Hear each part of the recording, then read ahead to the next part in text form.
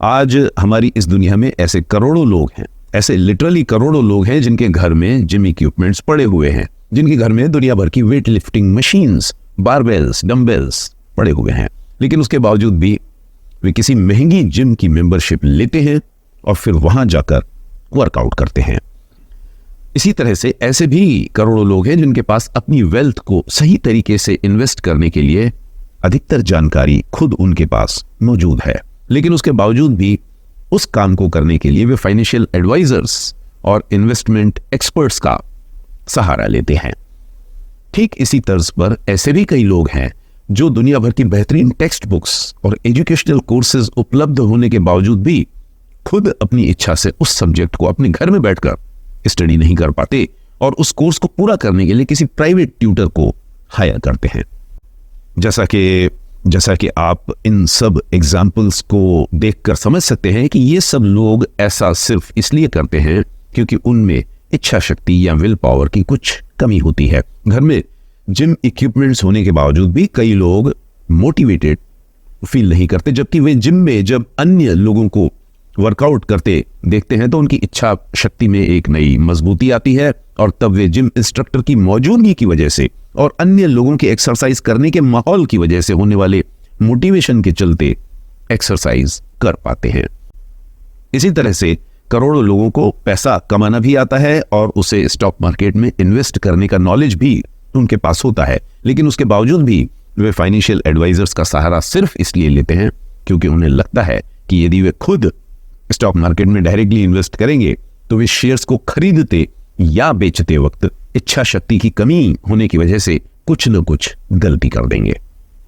इसी तरह से कई लोग एजुकेशनल कोर्सेज और टेक्स्ट बुक्स अवेलेबल होने के बावजूद भी अपनी विल पावर के बलबूते पर पढ़ाई नहीं कर पाते ऑन देयर ओन, और इसलिए उन्हें भारी भरकम फीस देकर एक ट्यूटर की मदद लेने पर मजबूर होना पड़ता है। जैसा कि आप समझ सकते हैं कि ये सब लोग इन सब केसेस में इतना सारा एक्स्ट्रा खर्च सिर्फ और सिर्फ इसलिए करते हैं क्योंकि उनमें खुद अपनी विल पावर की कुछ कमी होती है। उनमें उस काम को खुद करने के लिए जो इच्छा शक्ति चाहिए होती है कुछ केसेस में वो कम होती है।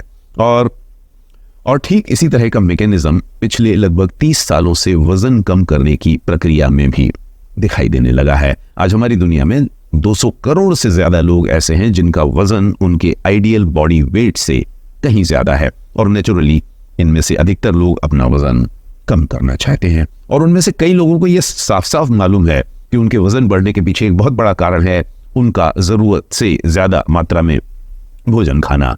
लेकिन ये जानकारी अवेलेबल होने के बावजूद भी उनमें से अधिकतर लोग अपना food intake on their own कम नहीं कर पाते, और इसका कारण भी ठीक वही है, यानी इच्छा शक्ति की कुछ कमी। जब वे सुबह सवेरे अपनी वेइंग स्केल पर खड़े होकर अपना वजन मापते हैं तो उस वक्त दुखी होकर वे फैसला कर लेते हैं कि आज वे लंच पर कम खाना खाएंगे। जब वे मिरर में अपनी कमर का साइज देखते हैं तो डिसाइड करते हैं कि आज डिनर पर खाना खाते वक्त वे भोजन की क्वांटिटी को कम करने की सीरियस कोशिश करेंगे। लेकिन जब लंच या डिनर का समय आता है और सामने हर तरह के फूड प्रोडक्ट्स पड़े होते हैं तो वे सुबह सवेरे सोची गई उन सब अच्छी बातों को भूल जाते हैं और भोजन पर टूट पड़ते हैं। और थोड़ी देर के बाद उन्हें इस बात का एहसास होता है कि उन्होंने एक बार फिर जरूरत से ज्यादा भोजन खा लिया है। और जब वे लगातार कई सालों तक खाना कम खाने की कोशिश में नाकामयाब इस तरह से होते रहते हैं तो अल्टीमेटली वे थक हार कर बेरियाट्रिक सर्जरी का सहारा लेते हैं। अब आई एम श्योर कि आपने बेरियाट्रिक सर्जरी के बारे में सुना होगा। बेरियाट्रिक सर्जरी को वेट लॉस सर्जरी भी कहा जाता है, और इस सर्जरी में ऑपरेशन करके आपके स्टमक का साइज ट्रंकेट कर दिया जाता है। और ऐसा करने के पीछे फंडा एकदम सिंपल होता है कि इस व्यक्ति का यदि पेट बड़ा नहीं होगा तो वो ज्यादा खाना भी नहीं खाएगा। लेकिन इस सर्जरी के साथ एक या दो बड़ी समस्याएं हैं। पहली तो यही कि इसमें पैसा बहुत ज्यादा लगता है और बहुत कम लोग इसे अफोर्ड कर पाते हैं, और दूसरा ये है कि कई अन्य हेल्थ रिलेटेड कॉम्प्लिकेशंस इसकी वजह से आने वाले दिनों में उस व्यक्ति को हो जाती हैं, और उसकी वजह से उस व्यक्ति का वजन थोड़ा बहुत यदि कम भी हो जाता है तो उसके साथ ही साथ उसकी overall health at the same time बर्बाद हो जाती है। और इसीलिए बेहतर तरीका यही है कि कोई भी वो व्यक्ति जो अपना वजन कम करना चाहता है वो बेरियाट्रिक सर्जरी जैसे एक्सपेंसिव ऑप्शंस का सहारा न लेकर अपनी इच्छा शक्ति से, अपने विल पावर से भोजन की क्वांटिटी में कमी लाने की खुद कोशिश करे, अपने फूड इंटेक को रिड्यूस करने की स्वयं कोशिश करे।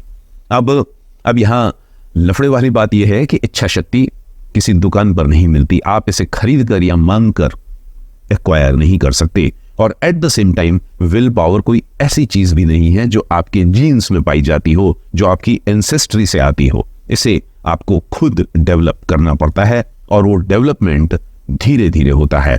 अंग्रेजी में एक कहावत है, will power is like a muscle, the more you train it the stronger it gets. और इसका मतलब है कि जिस तरह से आप अपनी बॉडी की अन्य मसल्स को मजबूत बनाने के लिए डेली बेसिस पर जिम में जाकर लगातार वजन उठाकर उन्हें ट्रेन करते हैं, ठीक उसी तर्ज पर आप भोजन कम खाने की इच्छा शक्ति को भी मजबूत बनाना चाहते हैं यदि, तो उसके लिए आपको डेली बेसिस पर मेहनत करनी पड़ेगी। रातों रात कुछ भी नहीं होगा। और कोई भी वो व्यक्ति जो इस गोल को अचीव करना चाहता है तो उसे चार मुख्य कदम उठाने की जरूरत है। और इस लिस्ट में सबसे पहला कदम है कि आप जो भी खाएं उसे चबा चबा कर खाएं, उसे धीरे धीरे खाएं, उसे जल्दी जल्दी गुड़प गुड़प न खाएं। दूसरा कदम है कि आप जो भी खाएं वो लो ग्लाइसेमिक हो, उसमें जरूरत से ज्यादा शुगर कैलोरीज ना हो, उस फूड प्रोडक्ट को बनाने में शक्कर, गुड़, हनी या हाई फ्रक्टोज कॉर्न सिरप या आर्टिफिशियल स्वीटनर्स का इस्तेमाल न किया गया हो। तीसरा कदम है कि आप अपनी स्लीप पैटर्न का ध्यान रखें। सही समय पर सोने से दूसरे दिन आपके दिमाग में फूड रिलेटेड थॉट्स में कमी आती है और फूड क्रेविंग्स को आप बेहतर तरीके से कंट्रोल कर पाते हैं। इस लिस्ट में चौथा कदम है अपने जीवन में जहां तक संभव हो स्ट्रेस कम करें, क्रॉनिक स्ट्रेस से दूर रहें, ऐसे लोगों से किनारा करने की कोशिश करें जिनका नेचर ही टॉक्सिक हो, जो आपकी जिंदगी में परेशानियां बढ़ाते हों। क्योंकि क्रॉनिक स्ट्रेस और लगातार चलने वाली मानसिक चिंताएं आपकी इच्छा शक्ति को कमजोर करती हैं और आपको कुछ रिफाइंड फूड प्रोडक्ट्स, कुछ चटपटे food products, ready to eat food products खाने के लिए प्रेरित करती हैं।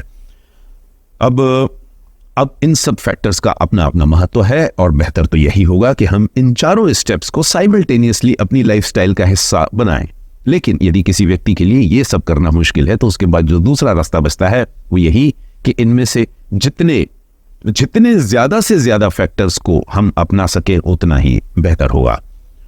लेकिन यहां मुख्य बात यही है कि इस तरह की इच्छा शक्ति का विकास करना बहुत जरूरी है। The whole point is that developing this kind of will power is extremely important. France के बहुत बड़े नॉवेलिस्ट हुए हैं होनोर द बल्जाक, और उन्होंने एक बहुत ही महत्वपूर्ण बात कही है जो हम सबके लिए हमेशा याद रखना जरूरी है, और वो बात है there is no great talent without great will power. जिसका मतलब है कि स्ट्रॉन्ग विल पावर के बिना कोई व्यक्ति महान बन ही नहीं सकता।